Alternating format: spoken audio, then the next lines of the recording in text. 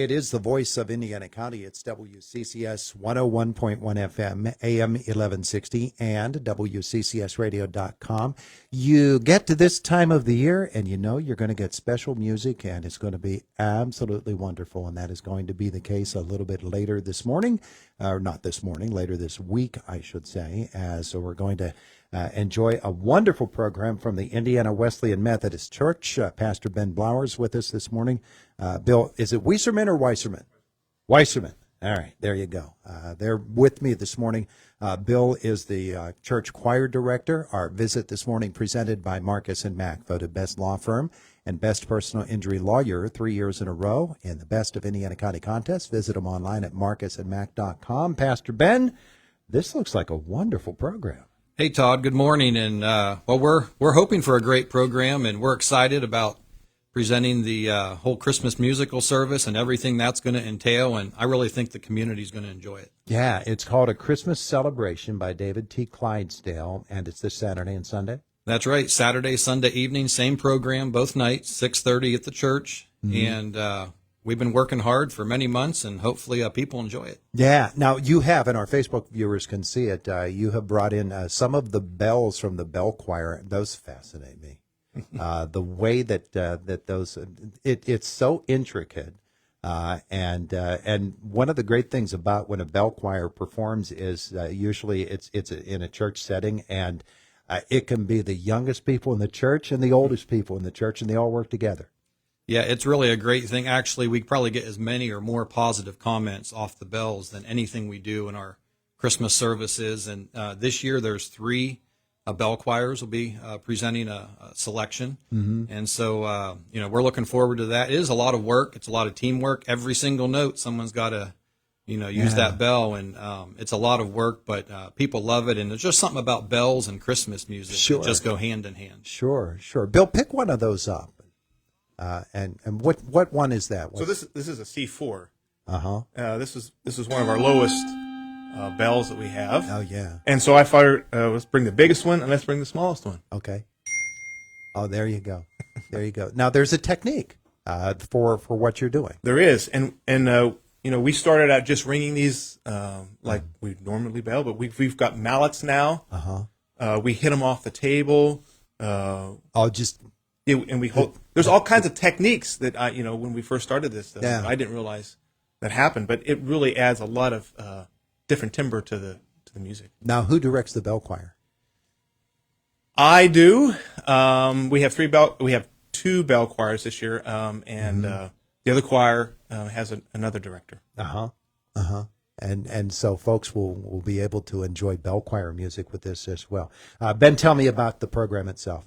All right. Well, we have about a 30-member choir of our church people that'll be presenting the Christmas cantata. 12 different selections in that cantata, all different styles of music, some faster, some slower, but all, celebrating Christmas and the meaning of it. And we have the bell choirs that'll play as well. We always excited to have the children's choir join us on a selection. And this year, it's a bonus year. The kids are going to join us on 2 selections. And that's always exciting because you never know what kids are going to do when you get them in front of a crowd. Sure. But so that's kind of what the evening, I would say, if people come, get there early. We start at 6:30, but, last couple of years we've had good crowds, an hour and maybe an hour and a half or so of good Christmas music and hopefully, make everyone's Christmas celebration better. Yeah. Now, one of the great things about any performance during the Advent and during the Lenten season as well, is when you put together cantatas, they can include familiar music, but they can also include brand new music that people haven't heard before. But the way that they are written and the way that the songs all work together to make basically a Christmas play in music. Sure. And I think the cantata we're presenting this year does that. You're going to hear some familiar ones. You're going to hear some maybe a little newer selections or ones that people aren't as familiar with, but they just have a great meaning, and it kind of just ties everything together and, puts the focus on the Christ of Christmas. Yeah. Now, Bill, I've in a past life, I used to sing in cantatas a lot, and I know that it is tremendously complex work. I think that's the word I would choose. Complex work, putting together a choir that is going to perform a cantata, because you're getting, in a lot of cases, music that you don't know. It's unfamiliar to you. Or it is music that you know that you're going to sing in a new way. And putting the program together, it's a fascinating step-by-step process. And It's an evolution. It's an evolution. Yeah, when we first started out, there wasn't a lot of extra helps, but a lot of the cantatas have CDs, so the choir has the ability to hear the music and what it sounds like. So that gives us kind of a jump start. But it's an evolution of learning the parts, getting dynamics. The most important thing is starting and stopping at the same time.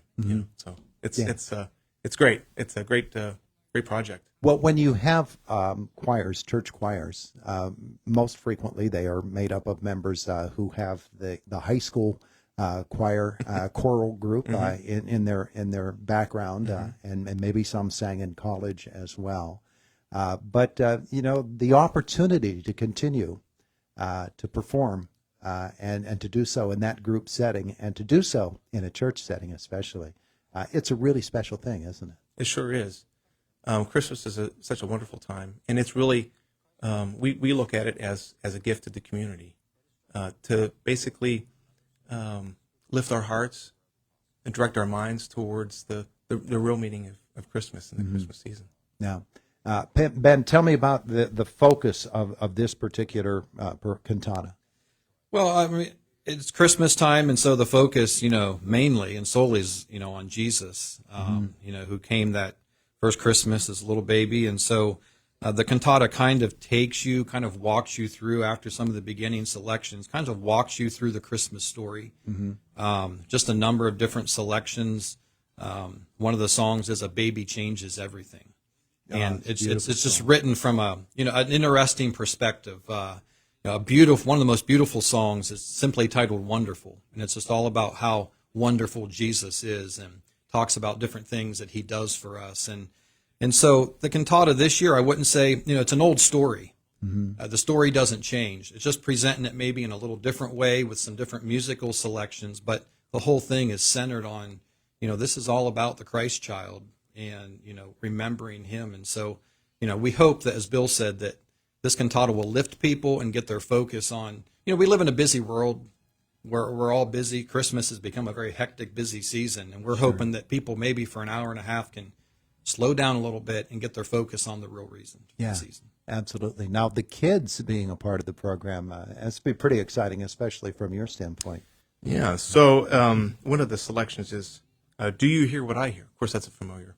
And I went to Penn's Manor School, and we always, every year, Mr. Herbster would end the Christmas concert with that song. And we're singing it for the first time this year at our church. And there's many sights and sounds of Christmas and smells probably in that first Christmas stable. But do you hear what I hear? Let's take a moment. I'm trying to do this year. Is to ponder what that first Christmas may have been like, and what are the events that might speak to me. How is God trying to get his message across to me? And there's a song that my daughter and Pastor Blowers' daughter has a solo part in, and I just want to give you just a couple words here. What will you do with Jesus? What will your answer be? Will you receive him in your heart this Christmas? Will you crown him as your king? Tell me, what will you do with Jesus? There was no room in the inn for Jesus. And is there room in our lives for him this year? Yeah.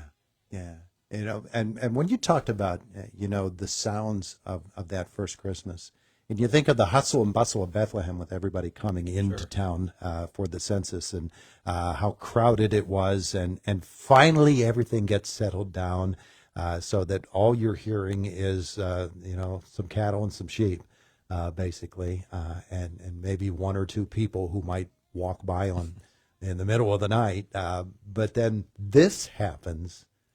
And the whole hillside around Bethlehem just bursts into sound, and some hear it and some don't. It really it's an opportunity, isn't it? It certainly is, and there's just something we all love about the Christmas story and the narrative of it. And it's an old story, but it never grows old to read it and ponder it and sing about it. And we hope people will enjoy the program we've put together. Yeah. So it's coming up on Saturday and Sunday, 6:30 each night. You want to get there early.